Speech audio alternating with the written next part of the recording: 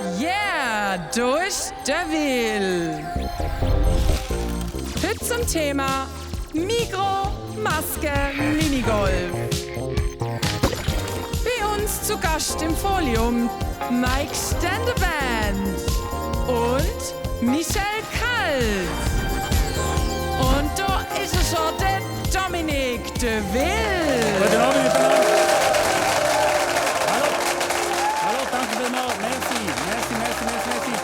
Danke vielmals. Senat, guten Abend.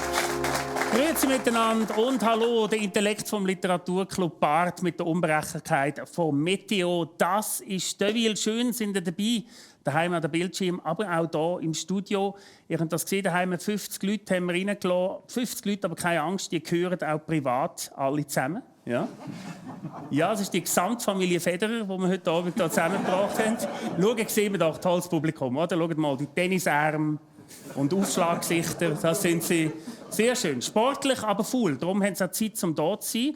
Der Roger selber ist leider nicht da, weil er muss die ganze Truppe durchfüttern und eröffnet deswegen gerade irgendwo in der Schweiz ein Schoki-Museum. Nehmen wir jetzt mal an. Was für eine Woche, Marike, also unsere Produzentin, was für eine Woche, muss ich sagen. So viel Aufregung, Unruhe und Geschrei, Fallzahlen steigend, ja. Dann der Sparkurs vom SRF, der Besuch von meiner Mutter. Es war wirklich krass diese Woche. Sehr schwierig, darum, wenn wir mit etwas Schönem anfangen. Am Freitag ist der Friedensnobelpreis 2020 vergeben worden. Nominiert sind das ja unter anderem Greta Thunberg, die neuseeländische Premierministerin, und der Psychotherapeut von Andreas Glarner. Gewonnen hat der Preis schließlich das Welternährungsprogramm der UNO. Und dort hört es auch schon wieder auf mit schön, weil wer ist noch nominiert gewesen? Der Donald Trump. Wäre das unfair gewesen, wenn er jetzt auch noch den Preis bekommen hätte, oder? Ich meine, jetzt hat er schon Corona gehabt. Alles geht ja wirklich nicht. Ja? Sowieso, der Trump kann ja auch im Moment überhaupt nicht sprechen. Haben Sie das mitverfolgt, wie der die ganze Zeit am Husten ist, wenn er mal ein Mikrofon hat? Also die Dankesrede für den Friedensnobelpreis hätte getönt wie ein Song von Joe Cocker, denke ich jetzt einmal. Aber wir müssen gar nicht so auf Amerika schauen. Wir haben wirklich unsere eigenen Probleme. Genauer gesagt haben wir jeden Tag über 1500 Probleme. Über 1500 Corona-Fälle am Tag, das ist eigentlich wie im Frühling, einfach mit schlechtem Wetter. Aber dafür besser ein Bananenbrot, weil geübt haben wir jetzt genug. Und Corona-Fälle haben jetzt offiziell in der Schweiz den Genitiv als mühsamsten Fall abgelöst. Und das wird etwas heissen. Unsere Positivitätsrate, also die Zahl der positiven Tests im Verhältnis zu den gesamthaft durchgeführten Tests, ist jetzt bei über 10%. Alle BDPler wählen daheim so, wow, über 10%, mega gut. Nein, ist es nicht, das ist schlecht. Laut der WHO tut das Land, das eine Rate von über 5% hat, entweder zu wenig testen oder hat laut der WHO die Lage nicht mehr unter Kontrolle. Und deswegen hat das BAG am Freitag sofort reagiert. Haben Sie mitbekommen? Also, das BAG hat jetzt nicht die Maskenpflicht erweitert oder die Zuschauerzahlen von grossen Events verringert. Nein. Sondern das erste Mal alle Plakate auf Orange gestellt. Ja? Dabei wissen wir doch seit dem Trump, Orange nützt nichts vor Coronavirus. Das wissen wir doch. Immerhin, dank der verschiedenen Plakatfarben, wissen wir jetzt genau, wo wir stehen. Wie lange die Massnahmen noch dauern. Nämlich bis es einen schönen Pack Regenbogen gibt mit dem Plakat. Und am Ende des Regenbogen ist dann der Schatz von Dani Koch versteckt. Höchstwahrscheinlich, nehmen wir jetzt an. Und dann ist noch etwas anderes als im Frühling. Nämlich, weil dazu mal, bei der ersten Welle, hat der Bundesrat Regeln für alle gemacht. Und jetzt haben aber alle Kantone einzeln das Sagen. Und sie sagen wild durcheinander. Wie hat es 1291 noch geheißen? Wir wollen sein ein einig Volk von Brüdern, in keiner Not uns trennen und Gefahr. Vergiss es, das ist vorbei. Noch nie in der Geschichte der Eidgenossenschaft hat es mehr unterschiedliche Gesetze in den verschiedenen Kantonen gegeben. Ja? Heute würde es eher so aussehen, wir wollen sein ein einig Volk. Du, haben mal 2 Meter Abstand, du Schafsäckel. Wo ist eigentlich der Melchior? Zu den Habsburger rüber. Dort ist er sicher. Das würde es wahrscheinlich heute heißen, wenn man es noch mal wiederholen würde. Wie soll man da noch einen Überblick haben zwischen all diesen Regeln? Zum Glück hat das SRF, das ist eine sehr schöne Karte, sehr schön, meine Lieblingskarte im SRF, hat eine Karte gestaltet. Marike, du hast die Karte dabei, du drehst die immer den ganzen Tag als Produzentin. Komm mal da zu mir. Jawohl. Schau mal, die Schraffierungen. Kannst du uns schnell die Farben erklären, was das heisst, Marike? Sehr gern. Blau ist Maskenpflicht in Einkaufsläden. Rot ist Begrenzung von Menschenansammlungen. Und gelb ist Ja, jetzt habe ich einen Blackout. Gelb ist verschärfte Ausweiskontrolle im Club. Da kann man mal durcheinander kommen, Marike. Wer weiss das schon? Oder? Schau mal so, was ist da mit denen? Was ist da in der Schweiz? Und die haben wir schon abgestoßen. Das bringt nichts mehr, oder? Da haben wir gedacht, komm, weg. Könnt die Österreicher haben, so ein Teil noch die Italiener. Komm. Schau mal, das Tessin, mega originell. Schau mal, das Tessin ist rot-blau. So schön. Hätte ich gerne eine Krawatte davon. Finde ich sehr schön. Sag mal, was haben wir da? Ja, da Kanton Waadt, gell, das ist blau, überschwemmt von der zweiten Welle, interessiert niemand mehr. Gell, was haben wir da? Oh, schau mal. Zürich und Freiburg, dort ist besonders heikel klar. Schau, sieht man an der Farbe, da haben sie schon die Schweizer Garden aufgeboten, anscheinend, würde ich jetzt mal sagen. Zürich, das hat ja jetzt, dort hat es so ein Spreading-Event gegeben in der Tanzszene. Ja? Die haben jetzt sogar ein Salsa-Verbot in Zürich. Ja? Tacos sind jetzt mega fad in Zürich. Ist aber auch verständlich. Salsa war ja schon immer so ziemlich Dirty Dancing. Ja? Das ist mega schade. Marike, was machen wir beide jetzt am Freitagabend, wenn Salsa-Tanz verboten ist? Wir könnten jodeln. Nein, das ist keine gute Idee. Schau mal, in der Schweiz hat es wirklich, ja, finde ich sehr schön, ein Jodel-Musical gegeben, das ganz viel Ansteckung gegeben hat. Und das ist grausam. Oder? Das ist schlimm. Also ein Jodel-Musical. Ich frage mich, was ist ein Jodel? Was ist denn ein Jodel-Musical? Ist jemand schon mal an einem Jodel-Musical von euch? Nein. Was bringt man da? Phantom of the Jodel? Nein. Der hat ja Masken an die ganze Zeit, das kann nicht sein. Die Jodel King vielleicht? Jodel King, eventuell? Nein, ist ja gleich. Dann Zürich, das war Bern. Schau mal, Bern, da sehr langweilig.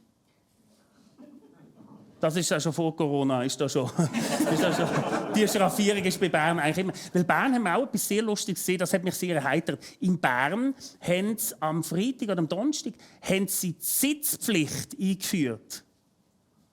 Ist dort jemals jemand gestanden in Bern? Ich weiß es nicht. Sitzpflicht, aber jetzt in Clubs Sitzpflicht. Oder für unsere SRF-Zuschauer in der Diskothek. Ja?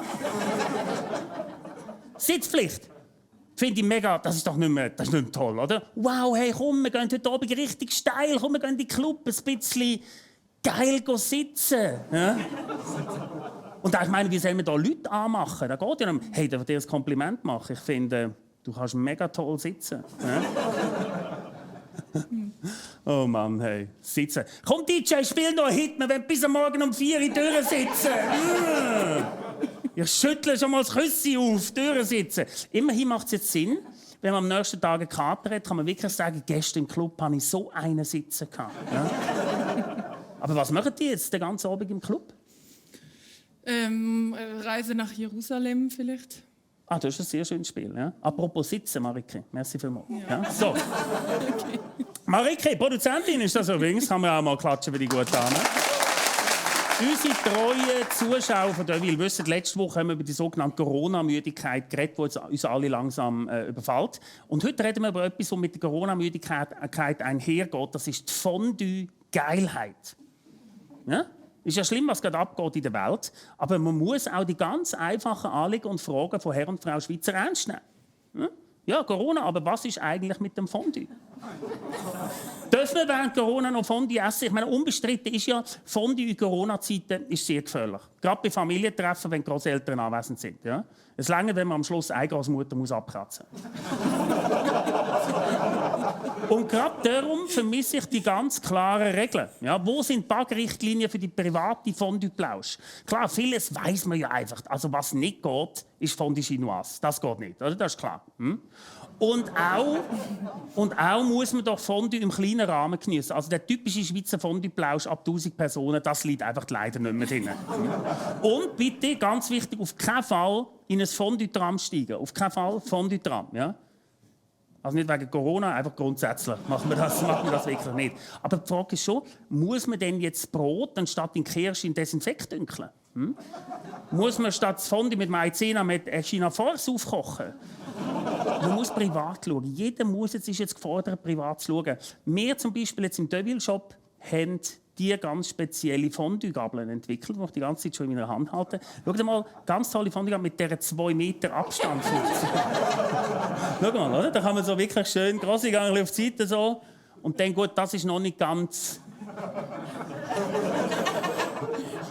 Das ist noch nicht so. Es gibt garantiert aber keine Corona-Fälle, dafür das ein oder andere ausgestochene Auge. Aber ich meine, komm, ja, man hat ja noch das Zweites. So.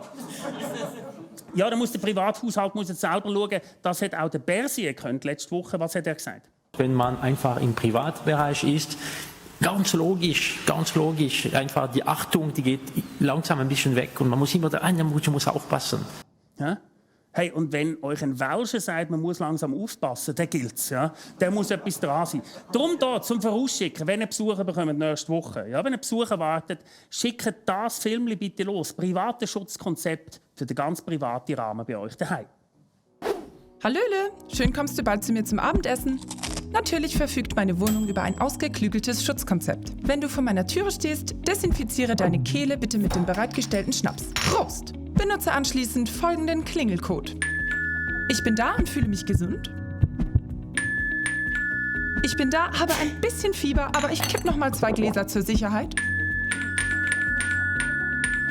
Ich bin ein Zeuge Jehovas und will mit dir über Gott sprechen. Hier die Wegleitung durch meine Wohnung. Rot du, grün ich. Und ich hoffe, du musst nicht zur Toilette, weil die liegt auf meiner Seite. Weiterer Alkohol zum Desinfizieren befindet sich hier und im Kühlschrank. Prösterchen! Geraucht wird einzeln auf dem Balkon. Reserviere dir dazu deine Raucherzeiten auf Doodle. Essen werden wir abwechselnd im Halbstundentakt. Den genauen Zeitplan dazu kannst du hier scannen.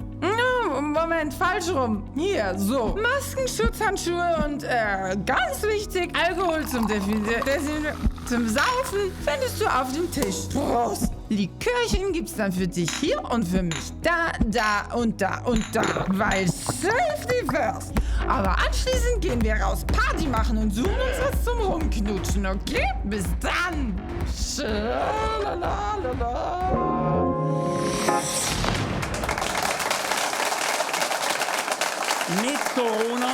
Mit Corona sind ja auch ganz viele neue Begriffe in unser alltägliches Leben getreten. Begriffe, die erst noch wahnsinnig schwierig zum Schreiben sind. Zum Beispiel Quarantäne. Ja? Oder Hygiene. Oder Desinfizieren. Oder Covidiot. Und zum Glück gibt es jetzt die speziell offiziell Duden-Hotline, ja? Wenn man Fragen zur Rechtschreibung hat. Also quasi Sorgentelefon für Deutschlehrer. Die dargebotene neue deutsche Rechtschreibung ist das, wenn man so will. Und wenn man dort anruft, auch das ist wahr, wird man von dieser Dame hier beraten. Ja, das ist, als hätte man wirklich all meine ehemaligen Deutschlehrerinnen zu einer Person zusammengemorft. Schau mal genau an, ich sehe auch die gleich leichte Enttäuschung in ihren Augen. So eine Hotline ist ja schön und gut und praktisch, aber für uns Schweizer gibt es ja noch viel größere Probleme. Schweizerdeutsche Rechtschreibung, das ist doch, wo man nicht genau weiss. Ja? Ist ja wurscht, ob das Komma falsch gesetzt ist oder nicht. Die eigentliche Frage ist doch, wie soll man die seltsamen Laute vom Schweizerdeutschen in Buchstaben umwandeln? Wieso schreiben die Luzerner alles mit O und wie viele E-Pünktchen kann ein Berner in einen Satz hineinquetschen? Und wie schreibt man eigentlich mühsame schweizerdeutsche Wörter grammatikalisch richtig? Also Wörter wie Champar oder Hinterzieh oder Allweg oder auch ganz traditionelle Schweizer Redewendungen wie blöder Bundesplatz. Und das muss so einen blöden Bundesplatz können aushalten. So ja zum Beispiel nicht. Und deswegen haben wir uns etwas einfallen lassen bei Deville. Wir haben wirklich jetzt in dieser Woche unsere ganz eigene Hotline aufgeschaltet. Das ganz spezielle Deville Mundart-Sorgentelefon unter 052 539 1291 sind wir rund um die Uhr zum Festnetztarif erreichbar, um euch bei euren konkreten Fragen zur schweizerdeutschen Rechtschreibung kompetent zu beraten. Wirklich, könnt ihr mal probieren, mal anrufen. Die Person, die am anderen Ende sitzt, hat zwar keine Duden zur Verfügung, aber ist sonst ausgerüstet mit dem gesammelten Werk von Pedro Lenz. Ja? Und das ist wirklich etwas Schönes. Probiert das sofort aus. 052 539 1291 Leute mich an. So, kommen wir zum nächsten Telefon, nämlich zu meinem. Ich habe es nämlich abgestellt. Wieso habe ich es abgestellt diese Woche? Weil jederzeit könnte meine Chefin anrufen, Nathalie Wappler. Und es ist wirklich leider so, dass wir beim SRF Angst haben. Es wird gespart, überall. Werbeeinnahmen sinken beim SRF.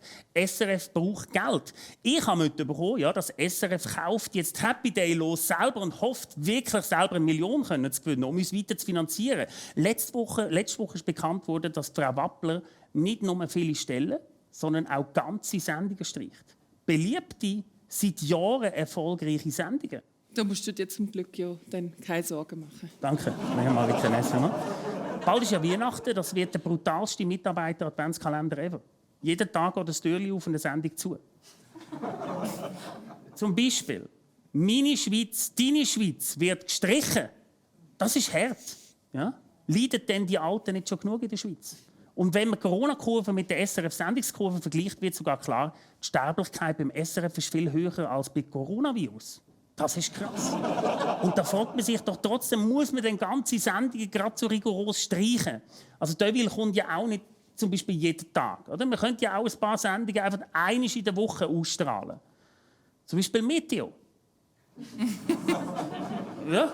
Könnte ja nur am Donnerstag kommen. Donnerstagsmeteo. Das wäre doch etwas Schönes. Dann haben wir noch das, und das hat wirklich schockiert. Hat euch auch schockiert? Schaut mal. Netz Natur wird quasi ab dem Netz genommen, kann man so sagen. Wieso so einen Klassiker wie Netz Natur streichen? Wieso macht das Frau Wappler? Vielleicht ist es an der letzten Folge gelegen von Netz Natur. In der heutigen Sendung von Netz Natur berichten wir über ganz seltene Art. Aus dem deutschen Raum ist sie hier angekommen und hat hier ihr Nestchen gebaut. Die gemeine Wappler. Zuerst ganz schüch, hat sie sich schnell unter ihren Artgenossen als Alpha-Tierli etabliert. Immer häufiger kann man sie jetzt im Blätterwald sichten, wo sie ihr Liedli singt. Doch immer mehr verdrängt der gemeine Wappler auch andere Arten. Der heimische Pfau, ein zahme Wandervogel oder das Prachtexemplar gerade hier. Die Natur ist grausam, aber schade ist es schon. Es bleibt abzuwarten, was der gemeine Wappler in Zukunft selber ausbreitet, um die Medienfauna Schweiz zu bereichern.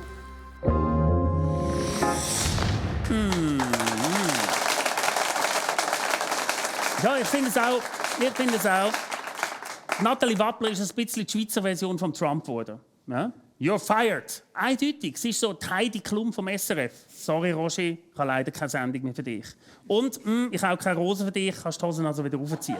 Also das ist doch traurig. Die Wappler wird selber zum besten Aushängeschild, wenn es so weitergeht. Sie ist der neue Bestatter. Ganz klar. Jede Folge wird eine andere SRF-Sendung umgebracht. Warum? Kannst du das als Produzentin beantworten, Marika? Warum? Ja, ich denke, wenn alles kleiner wird, wird es vielleicht auch übersichtlicher. Ja, alles aber ein bisschen kleiner machen. Ja, ein bisschen herziger, das passt ja zu der Schweiz. Gleich haben wir kein SRF mehr, sondern ein SRF-li haben wir am Schluss noch vielleicht. Dabei weiss man doch, dass alles, was kleiner ist oder übersichtlicher oder effizienter wird, nicht unbedingt beim Kunden beliebter ist. Nein, wirklich. Schau dir das Haus nur an. Ja, so gut. Ich hole uns etwas zu trinken. Und wie läuft's? Ja, es ist nicht so meine Sportart.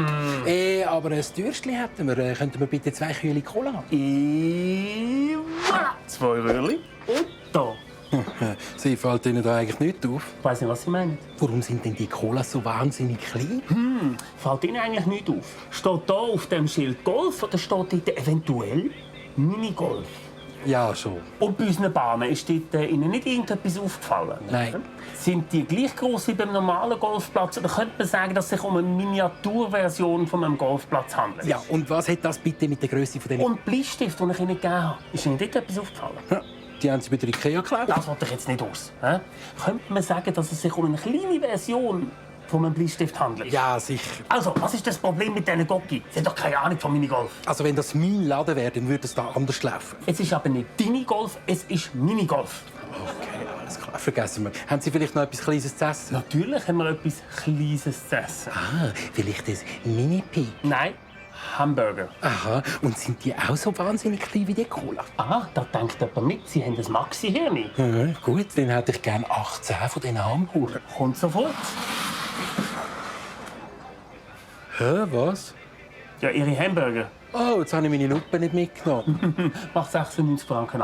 Was? Alles Mini ausser Preise, das ist wieder typisch. Was hat denn Mini mit den Preisen zu tun, bitte schön? Sind Sie schon mal in einem Hotel gewesen? Ist Ihnen dort etwas aufgefallen? Jetzt fängt das wieder an. Dort hat es so einen kleinen Kühlschrank im Zimmer. Wie heisst der? Der heisst doch Minibar. Minibar. Haben Sie dort schon mal etwas daraus getrunken? Ist das günstig? Es ist sauteuer. Sehen Sie, und Swiss Miniatur, die Eintrittspreise. Ha, Moment mal. Warum sind Sie eigentlich nicht klein? Sie sind gross, hä? Sie haben keine Ahnung von Minigolf. Das muss ich mir nicht bieten. Jetzt komme ich raus. So, was hast du gesagt? Nein, aber also auf das Niveau lasse ich mich jetzt nicht runter. Ich werde gescheiter Ping-Pong spielen. Sie meinen Mini-Tennis? Mini-Faust können Sie haben.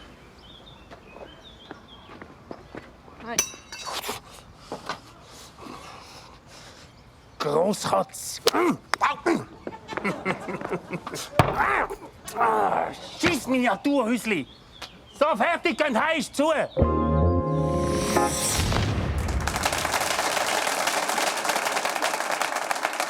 Jetzt von seiner besten Seite zeigt, diese Woche hat sich der Orange Riese ausnahmsweise ist nicht vom Trump gedreht, sondern vom Grossverteiler Migros.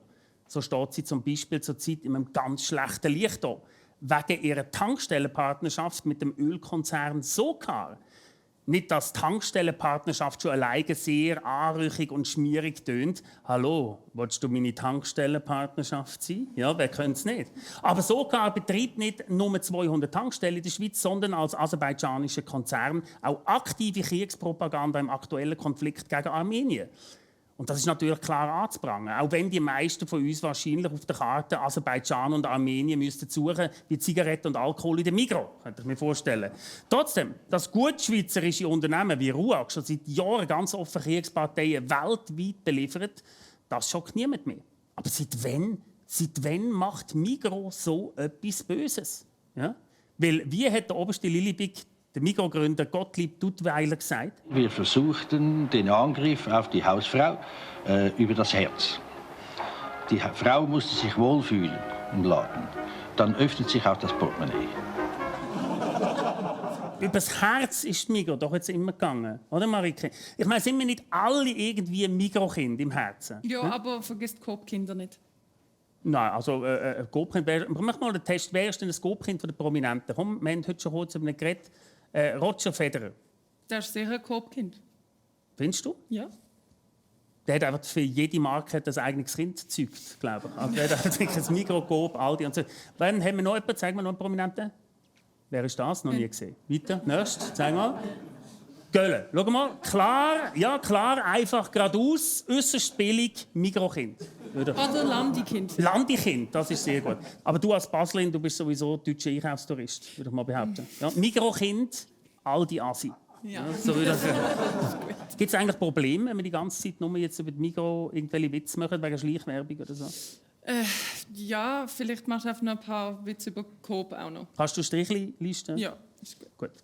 Kann ich da am Schluss mit dieser Strichli-Liste vom Migros-Witz zur Coop-Kasse gehen und die eintauschen gegen Pfanne oder irgendwie so? Ja, du meinst... Du schauen. Also gut. So, das hätten wir geklärt. Aber sind wir doch ehrlich, neben einer fragwürdigen Partnerschaft mit kriegswütigen Ölmultis haben die Schweizerinnen und Schweizer eine Nachricht über die Migros viel mehr schockiert. Nämlich das. Die Migros fängt an, habt ihr vielleicht gelesen, ihre Eigenmarken abzustoßen.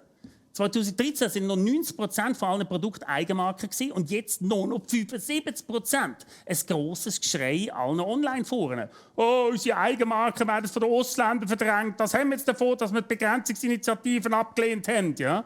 Die beliebten Eigenmarken von der Migros. Ja? Können ihr Eigenmarken wie zum Beispiel Mivella oder Midor oder Blevita, Eigenmarken. Es wundert mich eigentlich, dass Migros nicht schon lange einen Comic herausgegeben hat, Mickey Mouse. Zum Ausgleich noch für Coop haben wir hier noch Donald Coop. Schaut.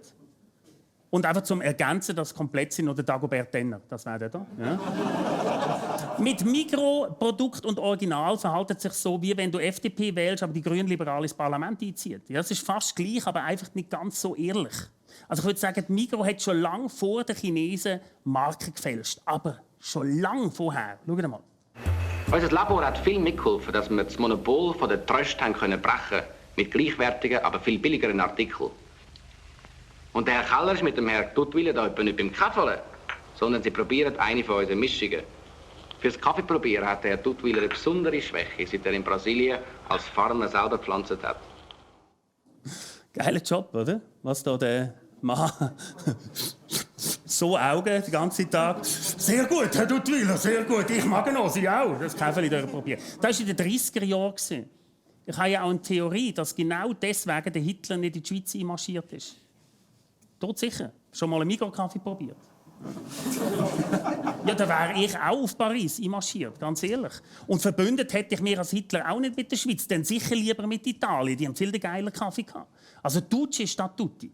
Aber sind wir Schweizer dankbar gewesen, dem Duttwiller? Nein, er hat unten durch müssen. Der Bundesrat hat ihm sogar 12 Jahre lang, das ist wahr, 12 Jahre verboten, dass er seine Filialen weiter ausbauen darf. Aber das hat der Duttwiller nicht bremsen. Der einzige Rebell, der sogar mal aus Wut ein Scheiben im Bundeshaus eingerührt hat, ist mit den Jahren zum Grossimperator geworden. Und zu seinem orangen Universum gehören heute geräumige Supermärkte, billige Discounter, Fachmärkte, ja? Wie Duet und Garden, Mikasa, Sport XX, der Obi, Migros-Restaurant, Gastroketten wie Molino, Keimo oder Chiqueria, Digitec, Mikasa, Migrobank, 35 grosse Arztpraxisen, Fitnesscenter, Aquaparks, Sportparks, Golfparks und Kinderkrippe, Wirbelschloss.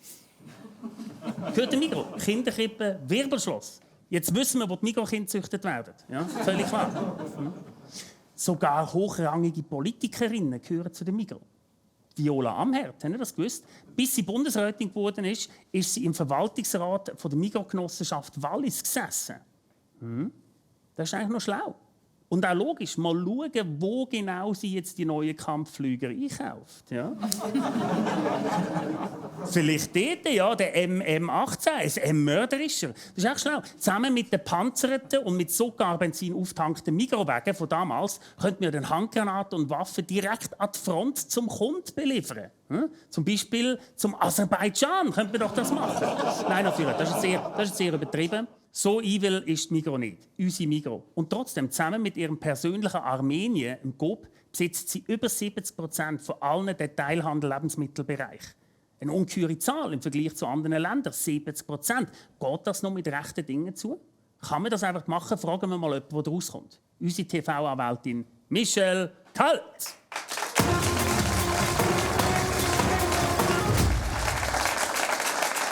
Michelle, ist es rechtlich problematisch, wenn Coop und Migros den Lebensmittelhandel so in der Schweiz kontrollieren? Ja, das ist es. In der Ökonomie sagt man dem Duopol. Es gibt zwei, die alles kontrollieren. Und in einem Duopol läuft es ein bisschen so, wie wenn du als Kind etwas von deinen Eltern willst. Sobald sich die beiden Tyrannen untereinander absprechen, hast du keine Chance mehr. Könnten sich wirklich Coop und Migros jetzt so preislich absprechen, geht das? Nein, das wäre illegal. Aber eine Preisabsprache zu beweisen, ist mega schwierig. Fast so schwierig wie mal eine Berse Dauerwelle zu verpassen. Das Hauptproblem sind aber sowieso nicht die Preisabsprachen, sondern die Marktmacht von diesen beiden. Weil, wenn man mal ein bisschen Macht gewonnen hat, dann will man bekanntlich einfach immer mehr davon. Das sieht man ja bei den Grünen. Was ist denn das Problem, wenn Coop und Migros so viel Macht auf einmal haben? Die Erfahrung zeigt, jemand, der keine richtige Konkurrenz hat, führt sich früher oder später auf wie ein Wildsau. FIFA, der Papst, du. Ein anderes Problem ist, dass Grossunternehmen ihre Produkte quersubventionieren können und so die Preise von kleineren Konkurrenten unterbieten. Dann gehen die Konkurrenten ein und wenn du keine Konkurrenz hast, kannst du dir jeden Scheiß erlauben. Das sieht man ja an diesen beknackten Grillwerbung. Das hat entweder ein 5-Jähriger erfunden oder ein Schumpel. Ja, das kann gut sein. Aber jetzt einmal Konkurrenz ausschalten, das ist illegal. Also, ich habe gemeint, der Kapitalismus funktioniert so. Der amerikanische Raubtierkapitalismus vielleicht schon. Aber wir in der Schweiz haben mehr so einen überzüchteten Perserkatzenkapitalismus. Bei uns gibt es so etwas, einen Buss. Ein Buss? Wann hat der Coop und Migros das letzte Mal einen Buss zahlen? Wann hat der Alain Berset das letzte Mal eine Dauerwelle gedreht? Ja, aber was hat jetzt die Dauerwelle mit dem Kapitalismus zu tun? Beides ist in den 80er Jahren abgefeiert worden. Als Grosskonzern hat man es in der Öffentlichkeit heutzutage aber sowieso schwer. Da bezeichnet man sich ja schon lieber als Genossenschaft. Ja, kannst du noch mal erklären, was ist der Unterschied zwischen Konzern und Genossenschaft? Genau. In einem Konzern hat es in der Regel einen bösen Chef. In einer Genossenschaft darf typischerweise jeder ein bisschen böser Chef sein. Aber um nochmal auf deine Anfangsfrage zurückzukommen, nachweisen kann man Coop und Migros wahrscheinlich in Sachen Marktmissbrauch nicht. Also es wird nicht so heiß gegessen, wie es gegrillt wird. Genau. Oder wie ich ihm sage, tsch, tsch. Danke, Michelle Kalt, für die wertvolle Einschätzung. Merci vielmals an dieser Stelle. Ja, vom Duttweiler kann man einfach noch vieles lernen. Ja, zum Beispiel zum Umgang mit Geld. Und wenn Sie sich vom Geld befreien, dann sind Sie wahrhaftig frei. Und dann haben Sie aber auch Spaß. Ich habe immerhin noch ein Millionchen, so für den Notfall habe ich noch beiseite. Und ich habe es auch verdient. Ja, jeder kann Spass haben, vor allem jeder, der noch ein Millionchen so auf der Seite hat, wo es redlich verdient hat. Und der Tutti, da sind wir uns glaube ich einig, der hat sich das verdient, keine Frage. Aber ob das Millionchen jetzt nur durch grusigen Kaffee oder durch grusige Geschäfte mit Kriegstrieb reingeholt wird, da hätte der Gottlieb Duttweiler sicher noch ein Wörtchen mitzureden. Fragen können wir noch nicht mehr, aber ihn immerhin so postmortem in unserem Deville-Freundschaftsbuch verewigen. Mein Name, Gottlieb Duttweiler. So einen langen Namen und doch kein einziges M drin. Schade. Mein Wohnort, mein Casa. Das bereue ich. Mein Villa. Mein Lieblingstier, ja, mein Graffe und mein Dackeli, der Migrolino. Mein Motto, do it und Garten. Meine Lieblingsband, ganz klar das Budget von der Rockmusik Gotthard. Das gönne ich mir nur heimlich. Markenprodukt. Das wollte ich dich schon immer fragen. Haben Sie Cumuluskarten? Hier noch ein Foto von mir und jetzt mach's gut.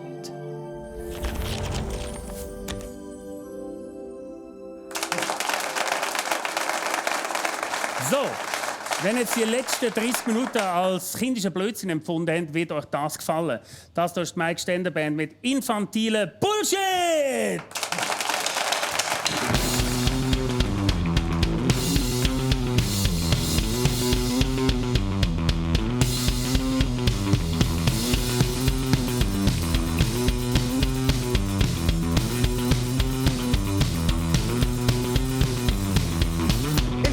Bullshit ist nicht gleich eine entleerte Kunst. Die Diktatur des Spielens buhlt nicht um Inhalt, sondern nur um deine Gunst. Bist du schon MSBler oder ein Stock im Arsch der Zeit? Dehnst du deinen Schritt zu jedem unserer Hits oder tust du dir nur selber leid? Anti-orchestral rudimentär. Was wollt ihr mehr? Was wollt ihr mehr? Hyperinfantil, postpubertär. Mike Stender, Mike Stender.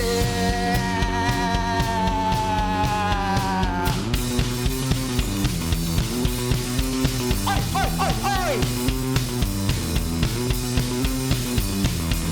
Nimmst du ständig Drogen? Fühlst du dich wohl in deinem Siff? Trägst du noch Trainingshosen oder hast du dein Leben schon im Griff? Bist du noch ferngesteuert oder schon MSBlerin? Ist deine Attitüde voll von unserer Liebe oder suchst du immer noch nach einem Sinn? Anti-orchestral rudimentär.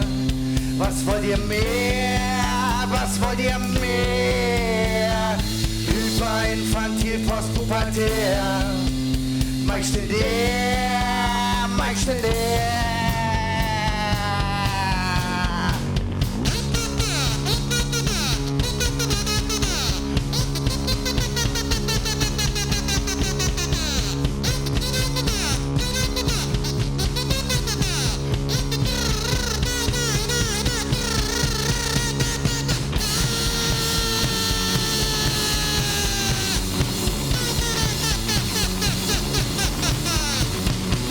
Orchestral rudimentär. Was wollt ihr mehr? Was wollt ihr mehr? Hyperinfantil, postpubertär. Mike Stender, Mike Stender.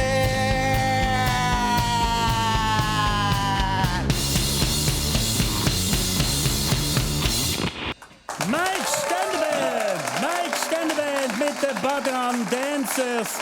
Das ist ihr aktuelles Album. Laut und deutlich, wenn Sie sehen, am nächsten Wochenende sind Sie in Kreuzlingen. So, das war Deville. Danke, dass Sie dabei waren. Mit dabei haben wir Mike Ständerband, Michel Kalt, der Baderan Denzer. Ciao zusammen, merci vielmals. Nächste Woche mit dem alten Spezial und Julian Ziegler.